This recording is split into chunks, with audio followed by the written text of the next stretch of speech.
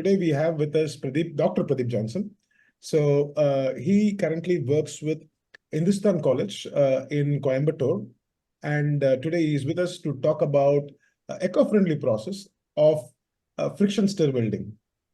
Over to you, Pradeep. Take it away. Okay. Thank you, Balaji, for a nice warm intro. And I'd like to, first of all, thank you all guys for giving me this opportunity to share some insight into friction stir welding and what is this all about. Okay. So I'll just share my presentation mode. I hope it's into presentation mode. Yes. Okay, fine. So before going to the topic, I'll just introduce myself. I am Dr. Pradeep Johnson, as all of you guys know. So I'll just briefly give an intro about my progress in life. After I did my UG program there, I joined a company called TAFE in Madurai as a production engineer. So I was there working for a couple of years, and then I went on to do my PG again in Karunya only. Did my master's in CAD/CAM. And then I had an opportunity to work abroad also, and I was working in Singapore also as a design engineer. And then after I got married and family commitments, I had to come back here to India. And from that period, I'm working as a professor here in an engineering college in Coimbatore. So I have a daughter, and she's doing her first year BAc in Bangalore, Christ University, and my wife is a school coordinator in a CBSE school. So this is a brief introduction about me. So now moving on to the presentation, friction stir welding. Actually, this is a kind of a new welding process. All of you would have heard, would have been familiarized with the word welding. I think most of you would have seen welding on the roadsides, like arc welding or oxyacetylene welding. And basically, what is the purpose of welding, and what do you mean by welding? Okay, so moving on to the topic, friction stir welding, or otherwise you can call it as an eco-friendly joining process. Why I'm calling this as an eco-friendly joining process, that I'll briefly describe later. Okay, so agenda of my slides is here. Like, I'm going to give a brief introduction about the history of welding, and then I'm going to give a brief introduction about the classification of welding, and I'm going to touch upon arc welding and what are the types of flames that is involved in a welding process, and the types of welding joints, and what are the types of defects that happens in a fusion welding, and then coming to this new technology known as friction stir welding. And I'm going to discuss some case studies that I did in my PhD, and what are the job prospects in welding also. Moving on, what do you mean by welding? In layman's term, we can say it's a fabrication or a sculptural process, because that is used to join materials or metals to become one component. Okay, so this is a layman's term. If you go into technical aspect, we can say this is as a joining process where we have a coalescence of materials by heating them. So what do you mean by coalescence of metals? Nothing but you are joining two components into one. That is known as a coalescence of materials. And we do that by heating the base material to a suitable temperature. And then we can apply pressure, and with or without the use of a filler material, we join this components. So that is defined as a commonly known as welding.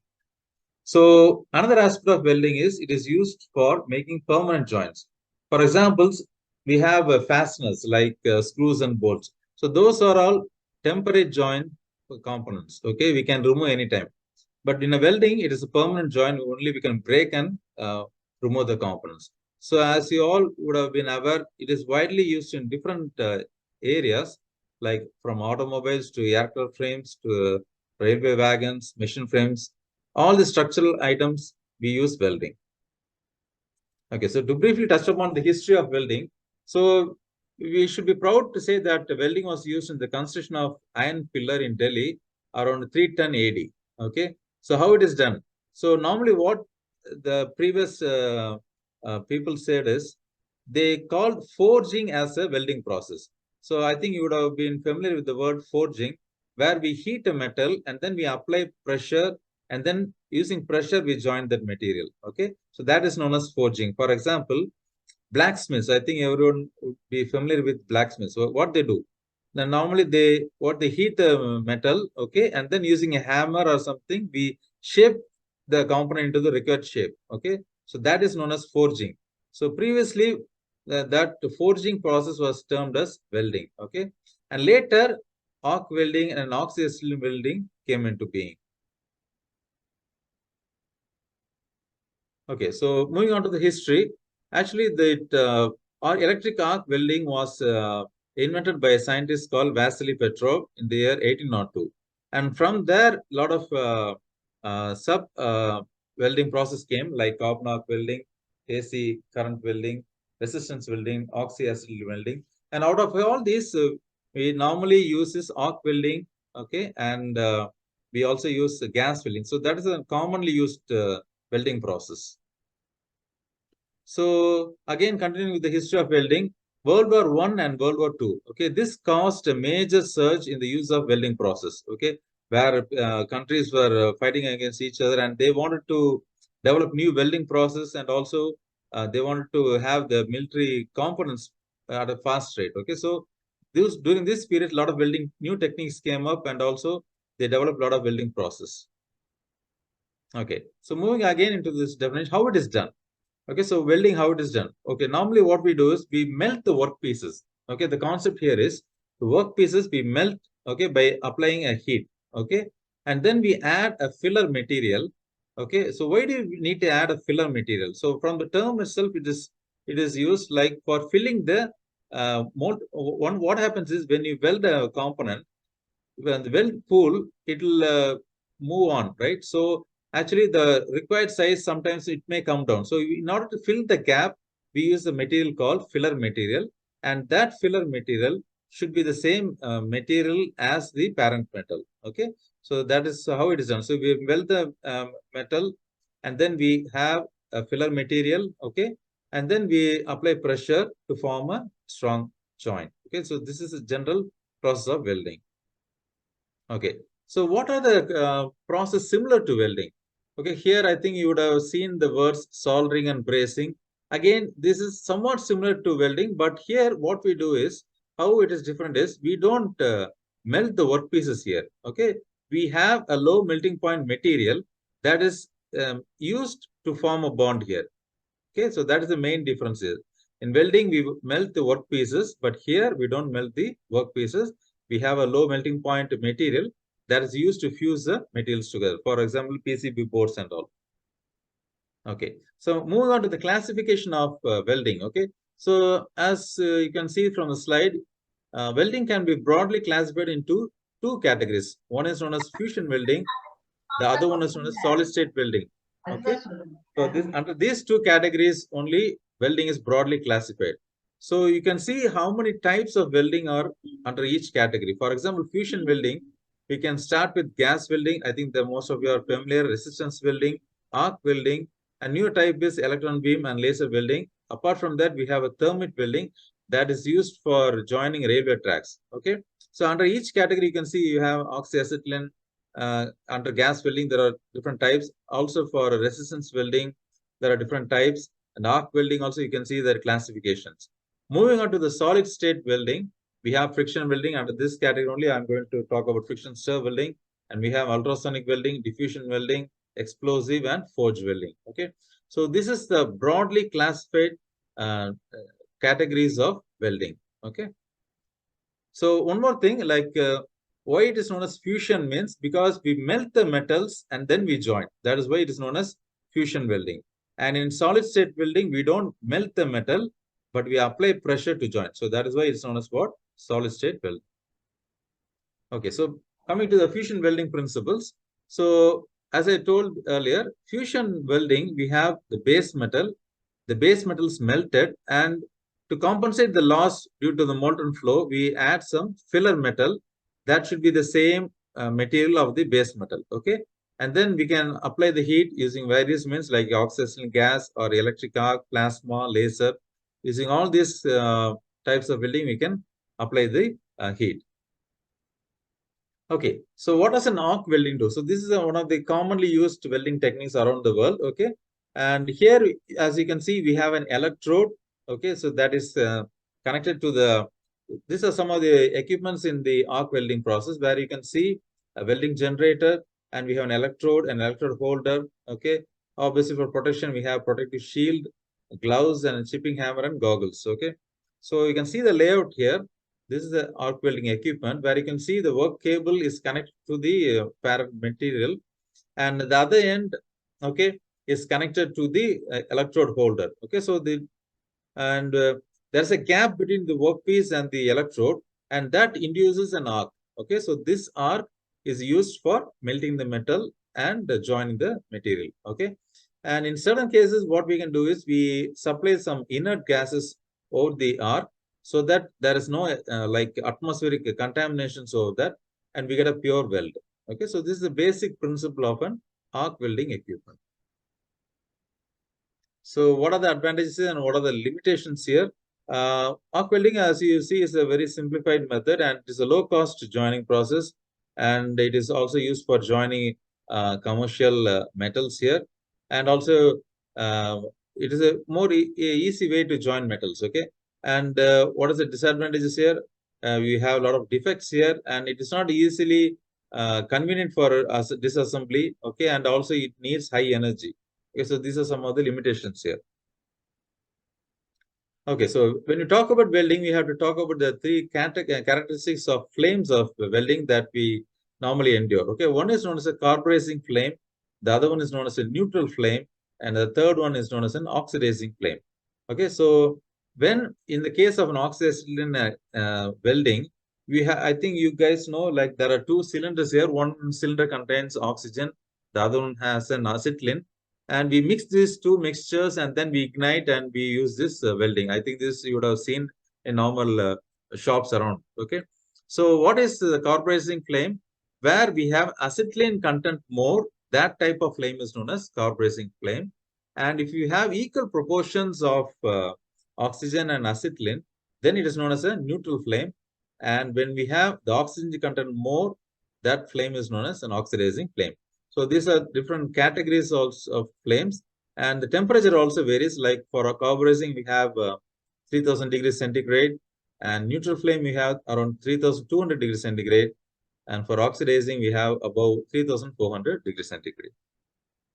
So this is actually the depiction of these three types of flame here. So you can see the different categories here. Okay, so again, the three categories here: oxidizing and carburizing flame. Okay, so when the oxidizing content is more, that flame is different. Similarly, for a carburizing also, when we have the acetylene content here, the type of flame is also different. So to just give a brief idea about the flames that is involved here. And these are the common weld joint designs. The normal thing is known as a butt joint, where we have two parallel components here when we join butt together, and then in the middle we apply the welding process, okay, to join the metals. And then we have a fillet joint, that is also a very common type of joint. And we have a lap joint, we can see one above the other, that is also common type. And we have strap joints, corner joints. So these are some of the few weld joint designs. Okay, so moving on. So these are some of the defects that occur during welding process. Okay, so as you can see, these are the types of defects that occur during fusion welding. So why these defects are happening is it could be due to the welding speed, or due to the different change of current that we pass. Okay, and the angle of weld also, the welding holder. If you tilt at a particular angle, the defects might happen. So these are some of the defects, like you have porosity here. Okay, again, this happens due to the welding current. If it's not proper, we get that porosity defect here, and also some impurities may enter while welding also. That's why I told, like during welding, we need to have, sometimes you need to have an inert gas so that it forms as a shield and it covers any moisture from the atmosphere. So if we don't have that, then this kind of defects can happen. And you can see this is an inconsistent also fusion here. Again, this is also the weld. It depends on the welding speed and the angle of weld also. Okay, so this is again one of the defects that happens. It's like a splatter here, and this again happens due to the angle of weld. So you can see common defects here, splatters around. Okay, so that means you're not welding at the proper speed. Certain times you have to be at slow speed. You have to weld. Okay, so these are all the negative things that happens in fusion welding.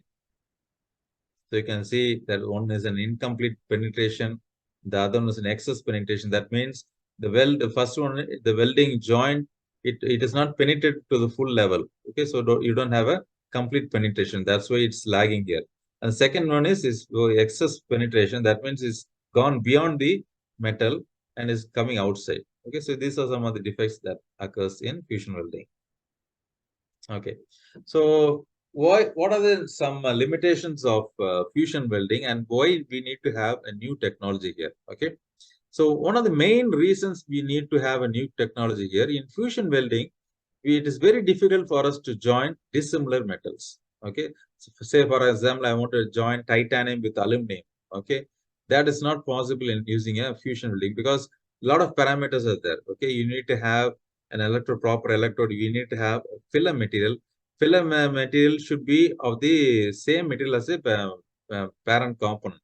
But in dissimilar metals, there will be two metals, so it is very difficult here. Okay, and one more thing is in fusion welding, we melt the metals, right? So intense heating happens there, and this may internally affect the mechanical properties of the materials. Okay, the parent component, that internal properties may be affected due to this intense heat. Okay, and again, this melting and solidification, sometimes it can cause distortion. Okay, change in shape. Okay, and also a residual stress can occur inside this component. And another term we normally talk about welding is heat affected zone. That is the main area that welding is happening. Okay, here if it is sometimes a weak area is happening due to this fusion welding. And one more important thing in terms of harmful radiations is it gives us lights or fumes and splatter. Okay, so these things happen in fusion welding. Okay, and one more thing is like during welding process, there are some metallurgical changes that happen to the welded joint. Okay, so internally there may be some changes in the metallurgy that will affect the characteristics of the parent metal. So you can see there are number of negative aspects in using fusion welding. To overcome this, in TWA, that is in UK, they devised a new technology known as friction stir welding. Okay, so what do you mean by this friction stir welding? It comes under the category of solid state welding, where we don't melt the metals. Okay, so to give a brief about this, it was invented in the year 1991, quite recently, in TWA in UK, and it is basically a solid state welding process. As you can see from the figure, this is a butt joint. Okay, two components are being welded parallelly.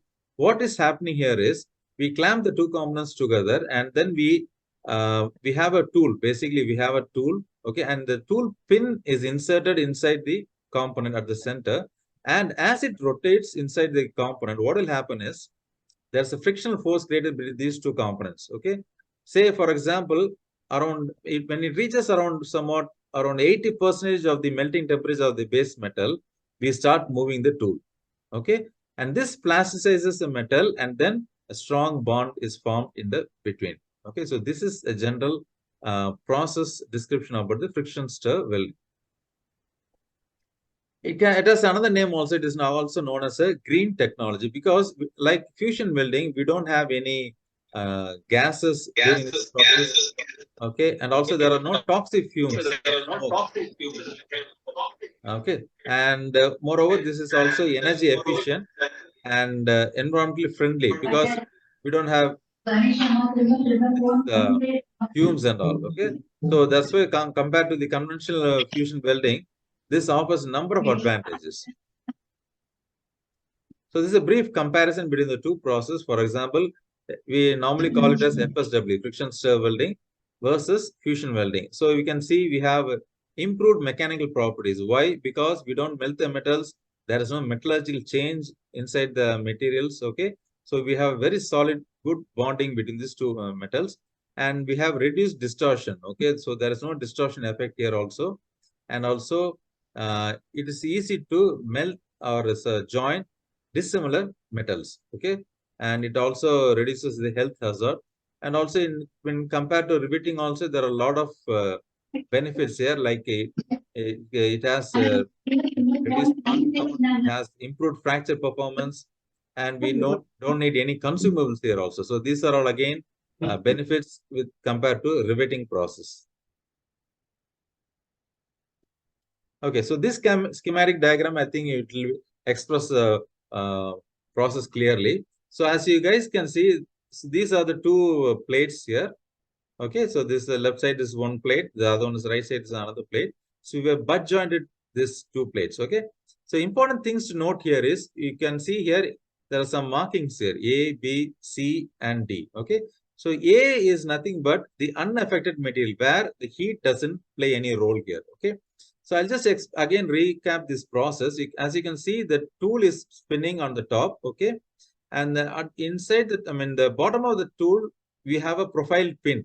Okay, so this profile pin is plunged inside these two plates. Okay, and it generates a frictional heat here, and when the temperature reaches around 80% range of the melting point of these metals, okay, we start moving this tool.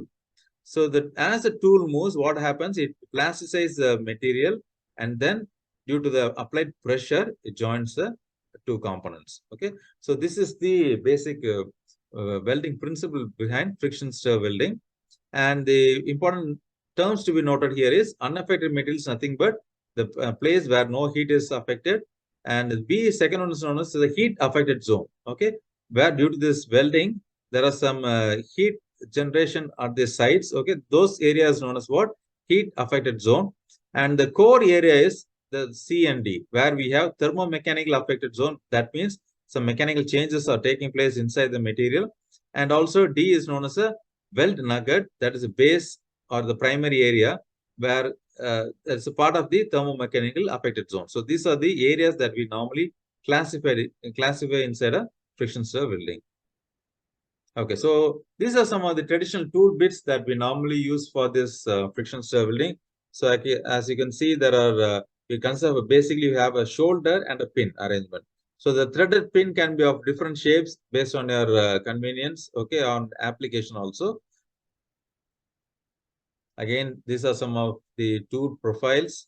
So as you can see, we have different profiles here: oval shape, paddle shape. Okay, so these are all used for different applications. Again, these are again some of the tools here: self-reacting pin tool, an adjustable pin tool, fixed pin tool, and retractable pin tool. Okay, moving on. So these are some of the tool materials. Like normally we use cobalt combination and tungsten combinations, and we also use PCB and alloys. Okay, so these are all hard tools that is used for welding nickel alloys, titanium steels, stainless steel. Okay, so basically this friction stir welding was employed for welding aluminum. So it started with aluminum joints. Okay, now they have gone into titanium and magnesium, a lot of alloying materials also. Okay, so one of the limitations when we talk about friction stir welding is the size of the clamping arrangement. So only drawback or only the constraint here is we need to have a proper clamping of the base metals. Okay, because due to high pressure it can move, so we need to have a proper clamping. If the clamping is huge, then we can weld any length of material.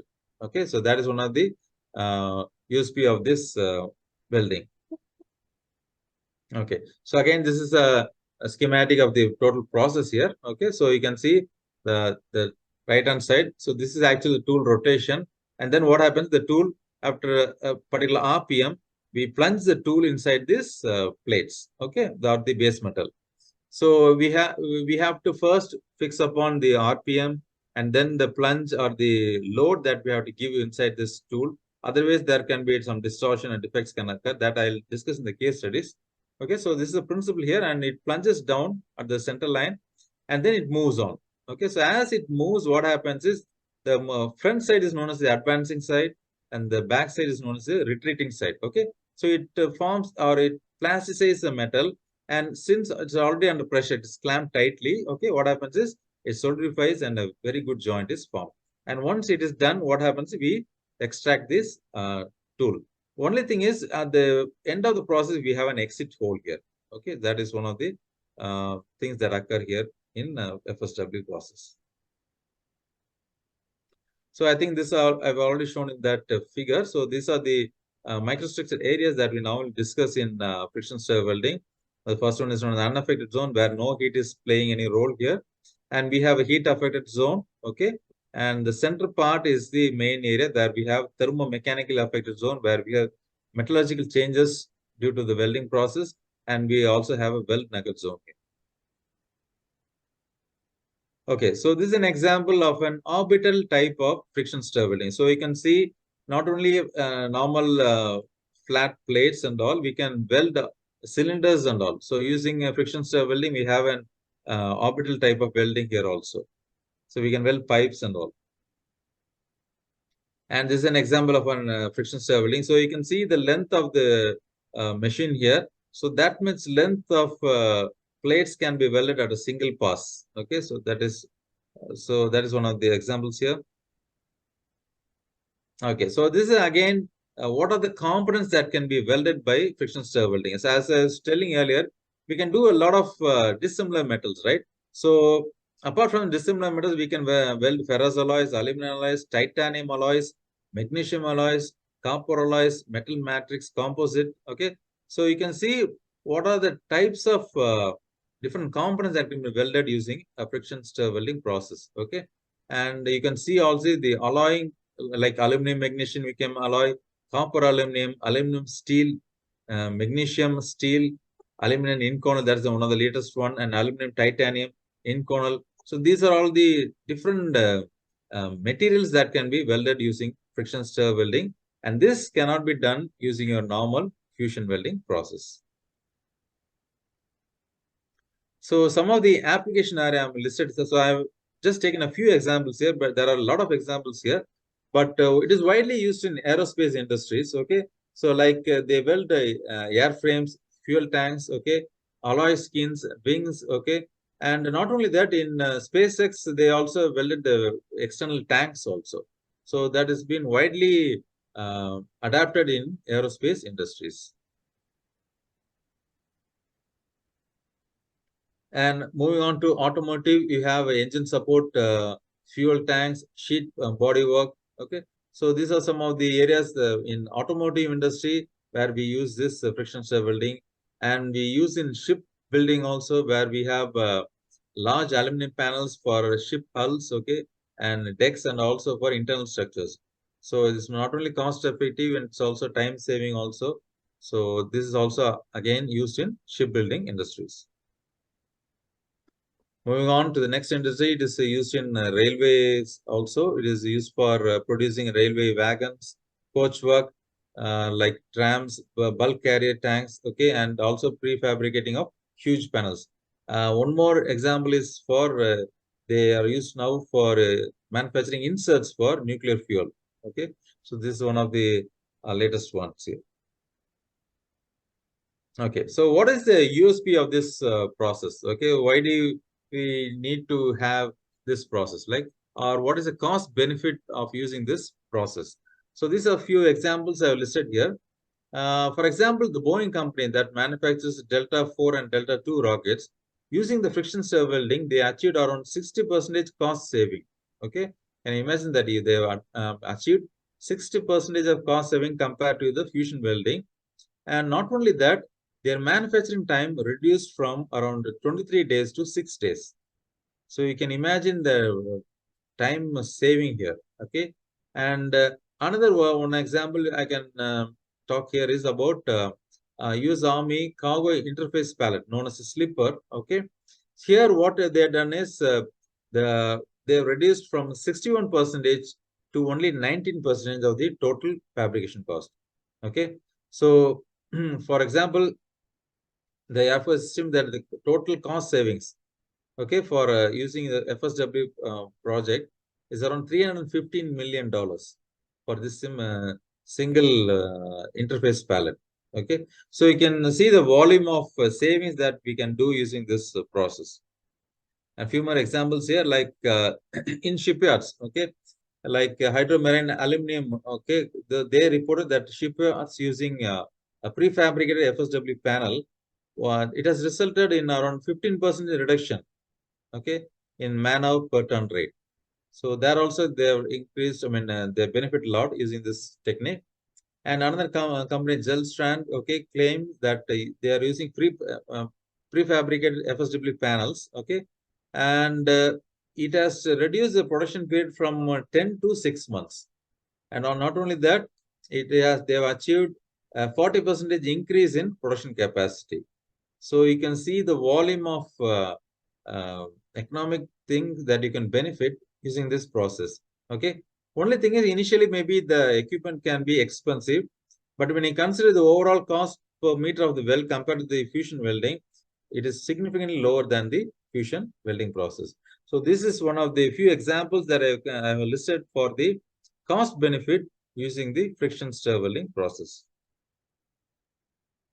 So coming on to the advantages of this process, as I told, this USP of this project is mainly it can weld different types of metals. Okay, dissimilar metals can be welded. As I told you, we can join aluminum with titanium or any other alloying material we can join. So that is one of the main advantages of using this method. So it can weld diverse materials. And not only that, since we don't melt the base metals, it has a very durable joint. Okay, and fatigue is reduced here because we have a metallurgically strong bond here. And not only that, we can weld complex shape welds because nowadays we have improved the friction welding process. We have included robotic welding also here. So it can weld complex shapes also. And since we don't melt the metals, there is minimal material distortion, okay, and we have a very good solid joint here. And another aspect with regard to human is it doesn't have any hazard creating fumes, radiation, high voltage, liquid metals or arcing, anything it doesn't have. So these are all some of the uh, safety hazards that normally happen in fusion welding, but here it is avoided. Okay, so if we talk about disadvantages, it could be like we can say that it needs to be rigidly clamped. Okay, the base metal has to be rigidly clamped, and sometimes we need a backing bar. Okay, where we have a self-reacting tool. Okay, and another thing is a keyhole at the end of each fellow. So when the weld is done, we have to remove the tool, right? So when we remove the tool, there is a keyhole happening at the end of each weld. Okay, that could be said as a disadvantage. Okay, so moving on to some of the case studies. This is done from my work that I did on stainless steel. So I've done basically friction stir welding of stainless steel. So I just want to share some insight into what we do actually in terms of research here. So this is the FSW machine that was available in Coimbatore Institute of Technology that I used for my research. And what we did was we modified the existing friction stir welding machine by employing a coolant here because as I told you the heat generated during welding is very high in terms of 1200 to 300 degrees centigrade. Okay, so you can imagine how hot the tool will be. So in order to not damage the spindle and all, we introduced a coolant here. Okay, so these are some of the tools that we used for welding purpose. What we used is a tungsten alloy element. Okay, so how did we arrive at this tool? We tried different tools. A lot of tools broke during welding trials. Okay, and then we came across this tungsten lanthanum. So that was a perfect tool for this welding. And figures C and E shows the different tool profile after welding for some period of time. Okay, so this is the uh, profile shot of these tools. Okay, so how do we arrive at the range of working for the tool? Okay, so working range, normally what we do is we have to undergo a lot of trials. So these are some of the trials that we did and or some of the defects that we found. Okay, then only we can optimize the exact parameters like what is the welding speed that we have to maintain, what is the tool plunge rate or the load that we have to plunge the tool inside the components, okay? And what is the RPM of the tool? So these and all we have to do some trial and error methods, and then we have to fix the parameters under which the optimum condition is. So during the trial conditions, these are some of the defects that happens, like groove defect, void defect, okay, and incomplete filling. So this is an X-ray image of an incomplete welding, and you can see after welding there's a tunnel defect because the welding speed was very high, okay, and then again we didn't apply proper pressure, so there's the welding was not proper, and then when the applied pressure was very high, you can see the flash formation occurs here inside the weld. Okay, so this is again examples of the welding parameters here. Okay, so this is a snapshot of the actual welding process that we use for welding the stainless steel metal. As you can see, the tool is in red hot condition, and the advancing side and the retreating side, you can see how it is plunging inside the metal, and then it is welding. Okay, so this is how hot the tool will be during welding. So once we're done with the welding, so the left side you can see this number of trial welded components here. Okay, we have different parameters here, and we weld the different sets of components here based on the welding speed or the plunge rate. Okay, and the load to be applied. And then what we have to do is we have to prepare the component for tensile testing and also for microstructure specimen. So this is a cutout section or schematic for the tensile specimen and microstructure specimen. So these are tensile specimens that we have to manufacture as per the ASTM standards. Okay, so these are standards here, and then we use obviously UTM machines for finding the tensile strength of these joints. Okay, so these are the few examples of the welded joints here, plates, where you can see different RPM, 400 RPM, 600 RPM, and 800 RPM. And we have studied the microstructure here also. As you can see, the base metal, that already I have told about the stir zone or thermomechanical affected zone. And we study how these joints are using the microscope, okay? And we take a macrographs and study whether any defects have occurred here. Okay, so this we can see the macrographs here. And once we're done with the UTM tensile testing, we identify the point of breaking, okay, the interface where it is broken. And then we do a SEM analysis here to study the fracture analysis so that we can understand the metallurgical strength of this welded components, okay. So SEM is obviously scanning electron microscope. So it magnifies to very high order, and we can get different degrees, and we can find out how the material consolidation is taking place inside the welded joint. So we have to study the metallurgy also, and then identify whether the joint is proper. So another aspect of the welding process that we did was a submerged FSW or submerged friction stir welding. Okay, so normally we talk about submerged in the case of underwater pipes, like in oil rigs and all. We use welding, right, in for welding pipes under the sea. So we wanted to try it in laboratory setup. So we had a submerged arrangement here. So as you can see, we had a fixture design here where it simulated maybe an underwater tank here, and we had obviously a coolant flow, and you can see the plate is clamped in between, and you can see the tool with the holder. So we simulated actually an underwater situation here to find out the condition here. And this is actually the process here during the underwater welding, okay. And the right side is the underwater welded pipe plate. And we studied these parameters also compared to this regular welding, and we plotted the typical temperature that normally happens in conventional welding and also submerged welding. So as you can see from the graph, the temperature in conventional welding is around 1200 degrees centigrade, okay, and during submerged friction welding, you can see it's around 900 degrees centigrade. So actually this improves your metallurgical properties of the welded joint. Okay, so that's what we studied here.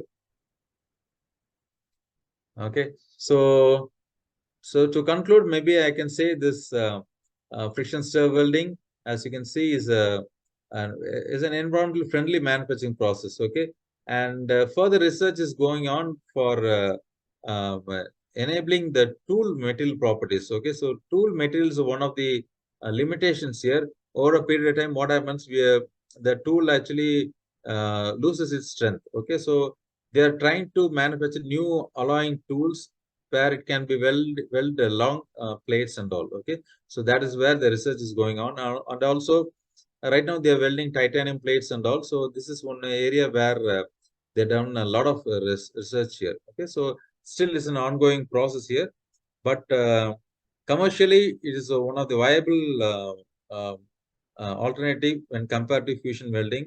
So as I mentioned in the slides here, not only reduces cost, it is also eco-friendly, and there is less hazard when we compare with the fusion welding. Okay, moving on. So some of the job prospects in welding. Okay, so normally when we talk about welding, we don't have much idea, right? So these are some of the stats that I took it from the internet. So you can see oil rig welder, the salary is around $77,000 per year. Underwater welder, industry pipeline welder, aerospace welder, certified welding inspector, and I think our batchmate Bhaskar is one of the certified welding inspector here. So he can throw some light here also.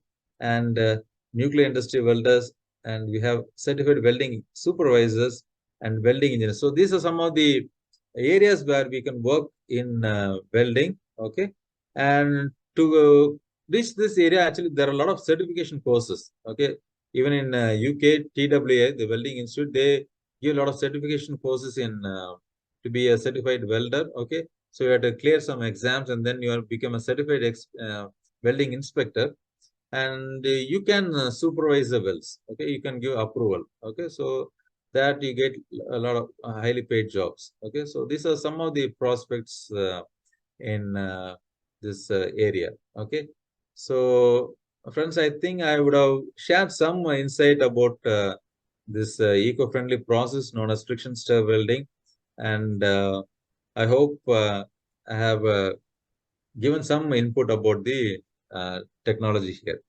So thank you for your time, and thank you all. Thank you, Pradeep. I mean, that was amazing. So, Pradeep, let me place it on record. You are the first batchmate of ours who has come from an academic background and who had come and explained to us something which could be super technical, but the way you explained it was very simple and easy to understand. Thank you very much for your effort that you've taken here. And I think everybody would also acknowledge to that fact. Absolutely, absolutely. Yes, Pradeep, very interesting topic. Thank you, Ma. Thank you. Very well.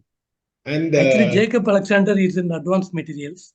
He is in this R&D last 10 years. Okay. Yeah. Okay. Just have a word with him. Right. And Pradeep, the other testimony of the interest that you have been able to evoke with people is the number of questions that you have in the chat. Yeah. Fine. There is a super number of questions. So I'm going to read these questions. Some of which came, some of it you had covered during the course of the presentation. So you may want to choose whether it's been covered or not covered and answer it. But I will place these questions to you. Right. So, and the first question that came from Ramesh was, what is the technology behind underwater welding? So you did speak about submerged welding.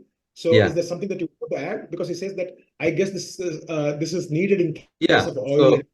So basically, what they do, it's like a hyperbaric chamber. They have some sort of thing there where they have a setup where they can do underwater welding. Okay, but now that was in fusion welding. In this case, friction welding. Now they are developing systems where we can take this setup and we can clamp it around the pipelines or something like that, and we can do a robotic welding here, robotic assisted welding. So that is a new area of research that they're undertaking right now for doing submerged welding, or otherwise known as what? Underwater welding. So this normally it is in fusion welding, it is normally there for underwater welding. But nowadays, this new technology, friction stir welding, they're undertaking here because already we have orbital pipe welding in friction stir welding. So this technology they're adapting for use in underwater. Ramesh, I hope that answers your question. Right. Ramesh? Amish, I is hope that okay? answers the question.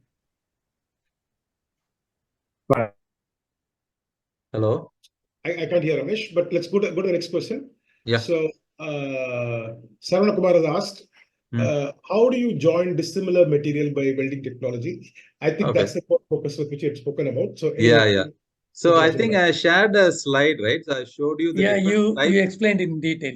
Yeah. So that's what is done using. That is the main advantage, Saruna. That is the main advantage of using this technology, where we can do a lot of dissimilar welding compared to fusion welding. Yeah, stainless steel to like alloy to yeah, we can alloy, do titanium to aluminum, nickel to aluminum. So you name it, we can do any type of dissimilar metals.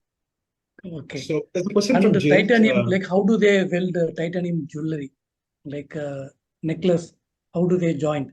That like minute, they have not gone, like into jewelry, they are not right now. We are right now, they are using only for industrial components, like the different, I told you, different types of joints. Okay, so industrial purpose only right now they're doing. So intricate, as you told, that is not performed using friction stir welding. Maybe for soldering, by soldering they're doing. That can be maybe used, but soldering doesn't come under this category. It's like we don't melt the base metals in soldering. Okay, we only have melt that bracing. We don't melt also, no. Here we melt the materials. Okay, thank you. Okay, ma'am. So the next question, Pradeep, is which standard body is used in India to qualify welders? Okay, actually we don't have a normal certification here, James. Actually, we follow the American standards only. Welding inspectors, normally we go for standards. We have a, like, for example, even in Coimbatore, like we have a center where they give certification based on American institute only. So they give training here, and they have to undertake an exam, like you have for TOEFL and all, no. So we have to take an exam, and then we clear, and then you get a certificate from. So we don't have a proper certification body like that here, but we have training centers here. Yeah, thanks, Pradeep. I have a question, Pradeep, which is, sure, you spoke about the two different materials can be brought into this welding, but two different materials can have different heat conduction properties, right?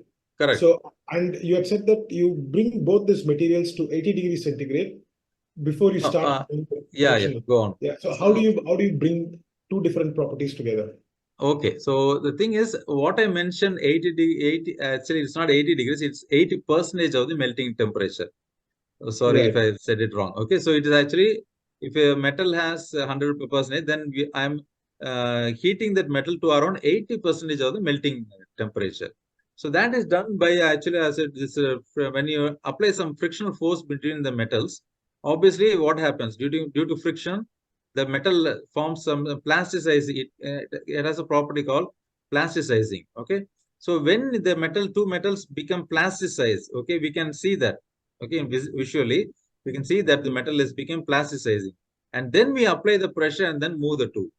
Then both metals can be welded together. So it is actually 80% of the melting temperature of these metals. So essentially the 80% of material A and material B, if they are near to each other, then it is a better combination than if it is too different from one another, right? Yeah, correct. So normally what we do is, when you apply pressure, we wait for the probe to plunge in and rotate for a few times. Then we'll know whether it is like plasticizing, the material is plasticizing. And then once we can observe that it is plasticizing, then we know that the temperature is being distributed equally here, and then we can move the tool. Clear. And then the joint happens. So I'm going to take a jump to question that Prem had asked. Okay. So which has got a connection to whatever we are talking right now, which is dissimilar materials have different melting points. So what material is used for the tool that can generate enough heat just through friction? Okay, ma. So as that, on that note, what I can say is, for example, I can quote my case study also. For example, my case study, I used stainless steel. Okay. So this is it's not a normal tools cannot be used here. So we use tungsten alloys. So there are a lot of other tools known as PCBN alloy tools. Okay. Those have very hard properties that can melt, so that can weld titanium steels together and all. So that allowing, for example, PCBN, tungsten alloys, okay, these tools are very strong, and these can be used for melting titanium and higher, higher strength materials. Yeah. So Pradeep, this is Prem. A Yeah, follow-up. Sorry, so I understand. So the point is getting the dissimilar materials to 80% of their melting point, right? Correct. But if I use one material for the tool, Yeah. would it have friction on both sides to bring that 80%? What if one is 70%, the other one is 80%? The weld is not going to be correct, isn't it? No, here actually what happens is, Prem, what we do is when we bring the frictional force here, both sides get plasticized, right? So when the metals are plasticized, and we are not unlike normal fusion welding, we don't melt the metal, right? So in case of plasticizing, what happens that the metallurgical properties are not disturbed like fusion welding. So in that state, when we weld or join two components together, the property is very good, because there won't be any distortion like it happens in fusion welding. So that is one of the main USP of this thing. Okay. So the choice of material for the tool is going to be based on what parent material, correct? Yeah, or based on the parent material only, strength of the parent material. Okay. Got it. Okay. Thank you. Okay. Super. So then the next question comes again from James. Yeah. James asking, which type of welding is good for fatigue life? Friction stir welding, is it good for fatigue application? Obviously, because there is no distortion that occurs in fusion, unlike fusion welding. Okay, here the metallurgical properties is very good, and we don't have any residual stresses that is developed inside the component. Okay, welded component. So therefore, obviously, if you have some residual stresses inside, it can lead to fatigue, fracture, or something like that. Okay, so this can be avoided using this friction stir welding. So obviously, that's why a lot of aerospace companies are using this new technology, because obviously what kind of stress happens on an airframe, right? So if they're confident enough to use this technology here, obviously it can endure fatigue also. Right. Thank you, Pradeep. So the next question was from me. What is the maximum pressure this can hold? I mean, it is primarily coming from. So if you do pressure vessels, so is this a good kind of a welding which can be done? Yeah. So pressure actually, it depends on the thickness of the plate actually. Okay. For example, in my case, I can say I welded a 3 mm thick plate. Okay. Normally they go up to 10, 15 mm thick plates and also based on the thickness of the plate, obviously the pressure, the load that you're applying varies. Okay. And is there a significant change between either fusion welding or an arc welding and friction welding in terms of the load bearing? Load, obviously there is a lot of change, because in fusion welding, obviously the bonding happens due to when the metal is totally melted, right? And you add another component on filler metal. What happens is it internally, like in the metallurgical state, there is a lot of disturbance in that atomic level, and the bonding or there may be some inbound stresses developing there. Okay, because that the total thing is heated beyond the melting temperature, and there can be some distortion also that can happen there. Okay, so all these negative things can be avoided using this method, because there is no prospect of distortion here. Okay, and obviously if you don't have distortion or inbuilt stresses, obviously the bonding is going to be very good. So obviously it is comparatively better than the fusion welding. Excellent. Thank you very much. Okay. And the next question, there are two questions. I'm going to ask both of them together from Mani Muthukumar. Okay. So one question is, what are the standards related to welding?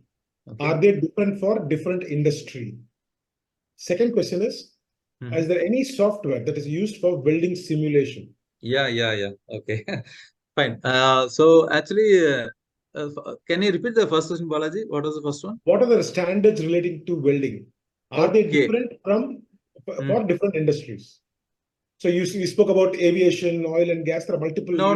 The welding standards are the same only. The welding standards are same as far as my knowledge. Maybe I'm not too sure on that welding standards, okay, because we followed American standard only, AWS we say.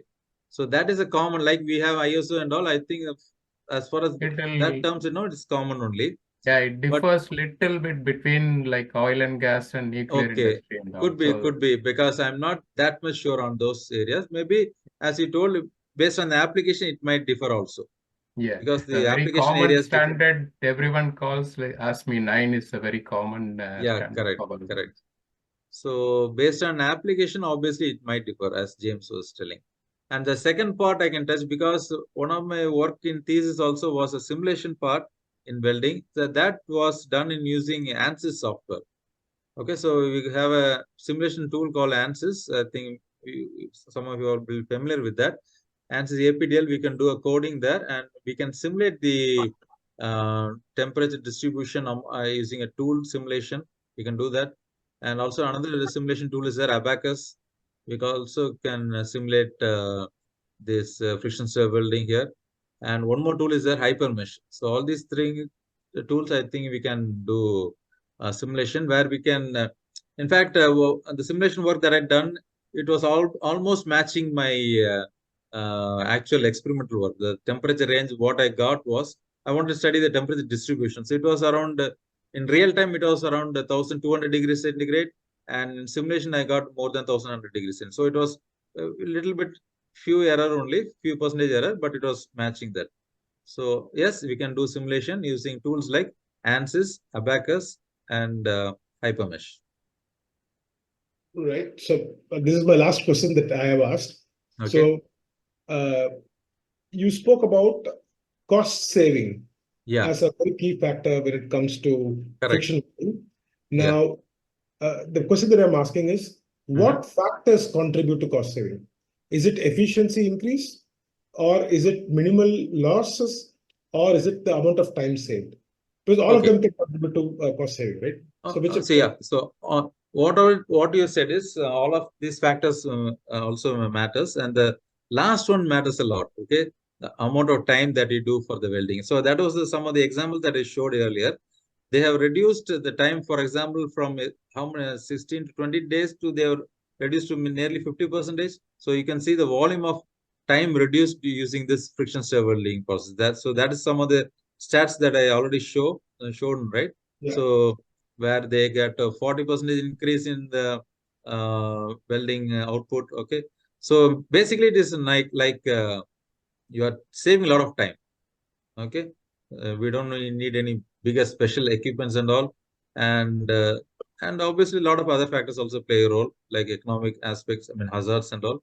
So basically it is time saving. So that obviously when you reduce the production time from 20 days to 10 days, you save a lot, right? So that is one of the aspects.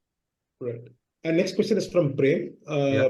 Prem, jump in if you have to clarify this question a little more. So which is this trial error for determining the speed of the tool movement radially and axially done once for the material type and followed everywhere, or is that determined at every work site? Actually, it depends on the case. Actually, this was a laboratory testing, right? So there we have to arrive at the particular welding speed or the proper load that I have to apply. But in industrial case, obviously, we are going to do mass production. Means once we are done with maybe initial stage, maybe they would have to go for a trial, right? So to identify the proper parameters, is that operating parameters. And once that is done for a particular component, then they are going to do it, repeat it for all the subsequent welding. Okay, so it's like that. So initially, obviously, they have to do a prototype. The question was more like this, right? Let's say you are joining stainless steel and aluminum, right? Okay. Two dissimilar materials. And you're using tungsten as your tool. So three materials, right? So if I choose steel and an aluminum and tungsten as the tool, then you always apply X as your radial speed and Y as your axial speed. Is that set in stone like the American standards, or does it change depending upon the industry that is being used? No. Actually, the thing is, like, it changes when you talk in terms of the thickness of the plate where you are welding. Okay, so the application varies based on the thickness of the welding. And when the thickness of the welding varies, obviously the tool pin size also varies. Okay, so based on these parameters, we have to make the adjustments. Yeah, one good thing to mention here, every welding is qualified, Prem. So we call it WPQT, Welding Procedure Qualification Testing. So whenever if you start a new welding, it needs to be qualified fully. So sometime you can use the qualified or you need to go for a new qualification. So everything needs to be qualified and certified, then start doing the production welding. So. Got it. Because it is friction, I thought if the material is moving, then obviously it is going to go to that 80% melting point, no matter what. But yeah, you're right. Depending upon the thickness, it could be. Yeah, it could change. Okay. Yeah. One additional question, Pradeep. I guess this welding you can only do straight line and orbital only, not complex. Complex now it is coming up because we have robotic assisted friction welding. So with the employment of the robotic assisted friction welding, obviously like in a CNC machine, no, we can do the type of complicated welding also. Contouring and things. Yeah, contouring and all we can do now. Sorry, one question. Previously it was only straight and orbital type. Now it is coming up. Yeah. No, and the application comes. You want to join 2 different material or 3 different materials. What kind of application you use this? Because material selection is also one major area. No? So do really people use 3 different material to do welding? I mean, what kind of application this requirement comes? Maybe for alloying, for example, maybe high temperature. When we talk about high temperature, obviously you should be knowing better in defense. Obviously, maybe when we talk about high temperature materials, okay. So there maybe we can do that alloying when we want to weld 2 alloying components. This application is very useful. Because we never came across. That's the reason I asked about. Okay, fine. Use the 2 different material to join the welding all this. No, when we talk about any alloys, no, alloy is obviously a mixture of more than one material, right? So when we want to weld an alloy or even a composite, okay, right now we can also weld composite materials. So there also this welding process is applicable. So one of the other things that we could also do is we have Bhaskar had made a comment saying that he and Anand P are thinkers in the both of them are certified in this as well. So some of the applications is something that we can invite Bhaskar also to comment on. Okay, but before we open up in that session, so there are a few more questions, Pradeep. Okay. So the next question is coming from James again. Tell us post-welding heat treatment requirements. Actually, James, in this case, we don't require any post-welding like normal welding, no? We don't require the post-welding heat treatment here. It's as such, we weld and then you can just use it for the application. Because we don't distort the material, right? So we don't need any post-heat treatment and all. And that itself contributes to cost cutting, right? Yeah, obviously, because we don't have any additional methodology here, right? So then obviously it saves time and money. Excellent. So the last question is from Sam. So what contributes to a fracture of welding? Is there a maintenance cycle for a welded joint? Sorry, is there a maintenance cycle for a welded joint? Welded joint. Almost like an inspection. Yeah. Doing the like.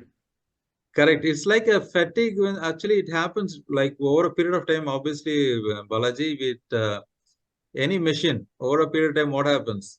Okay, it has some wear and tear, right? So obviously some internal cracks can develop. Okay, that's why we have NDT testing and all. Okay, non-destructive testing where we can find any cracks are developed inside the welded joints. Okay, so that crack over a period of time, what will happen? It will manifest into a bigger crack and then obviously it will open up. So I don't know whether we can specify time period for this welding cracks to appear. Maybe it depends on a lot of factors. Not only cracks, we also have another concept called residual stresses. Okay, so these are stresses that is actually inbuilt inside any material. Okay, so that also shows its head when it starts showing its head. Obviously, it develops into a crack. Okay, But this residual stress concept is very less in the case of friction stir welding compared to fusion welding. So obviously the life of a fusion welded joint is better than the, life of a friction welded joint is better than the fusion welded joint. And ஒரே துணை கேள்வி, suppose a crack is developed. So what is the corrective treatment to it? Corrective treatment, I'm not sure. Depends on the application and industry, Sampath. Is there any crack I'm thinking in oil like a and gas? boiler, James, a big boiler. But it will go for investigation. Yeah, Okay. non-district. There will be a separate team. There will be a separate team to investigate where the crack has propagated. Okay. Crack And if the crack is found, Bhaskar, what is the post correction? What is the correction that could be done? Or is it the entire thing is scrapped? Like a boiler, say I'm talking like a boiler. So it depends on the severity of the crack. Yeah. Suppose if it's going to be a boiler and pressure returning, then immediately stop the work. You can't use it That's anymore. what, but it depends on the severity of the crack. Crack itself, it is a severe. Okay. Okay. No, Crack is a major one. Lishan had a question is very simple. Sampath, So you have identified the crack. The crack is there. What is the corrective action? So what do you do? Welding la enna panna mudiyum? Welding பண்ணணுமா திருப்பி இல்ல வேற பண்ணணுமா என்ன ஒரு example Sampath, your question is answered. So in a high temperature or high pressure application, okay, either boiler or heat exchanger or any high pressure, high temperature applications. Okay. Even if there is a pinhole, a defect, they will shut down the entire system, and they'll do like Bhaskar explained, they'll do RCA, root cause analysis, and based on the study, they'll change the material and do the same welding. திருப்பியும் அதுக்கு மேலே weld பண்ணுவாங்களா? பண்ணி அதை seal பண்ணுவாங்க. Correct. அது depends on the crack ஓட severity பொறுத்து இருக்கு. Crack எப்படி இருக்கு, அதோட length எவ்வளவு இருக்கு, depth எவ்வளவு இருக்கு, it will go for investigation. Okay. அது immediate decision எடுக்க முடியாது. This is where the underwater welding comes into play, Sampath. If there is any defect or anything, that section will be removed and new welding will be performed. Okay. Correct. In marine environment, corrosion will be more, so it has to be replaced. That is the only solution. So again, they will do like the jointing method by welding, like James explained last meeting, no, with the photos and videos. Interesting. Yeah, there is one more method now that is known as thermite welding. So that is used to rectify cracks in railway tracks. Okay. Exactly wanted to ask. Yes. So during railway tracks, we can find some cracks. So what we do is there is a method called thermite welding. Okay. So what we have is it's like a vessel we put on top of that area. Okay. And then we pour some chemicals and there's an exothermic reaction that happens. Okay. That reaction, what it produces, it's a molten metal it produces, and that molten metal, it goes and fills the gap. So then we can polish that area, and that you have a welded joint here. So that is used for rectifying cracks in railway tracks. I witnessed this in my travel to Kashmir.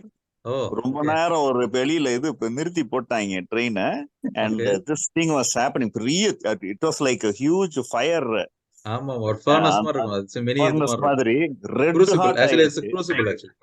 ஆமா, அதுக்கு அப்புறம் பெரிய இந்த iron மேலட்ஸ் வச்சு டம்னு அடிச்சு அந்த extra அதெல்லாம் எடுத்துட்டு இருந்தாங்க. So that is known as thermite welding. Okay. Okay. So Mani Muthukumar, so you have said that you have two more questions, so over to you. Yeah, Muthu. One is this the 3D printing technology is going to be alternate for welding, or it is kind of no, actually, yeah, 3D printing. 3D printing you're taking, right? Monolithic blocks that are doing the 3D printing. It's alternate for welding. How you see this? No, I don't think it's an alternative. Right now, it's not an alternative, Muthu, because there are certain limitations to the size of the 3D printed components that you can take. Correct. So it depends on the size of the machine. So you can't have a very big machine. And the material.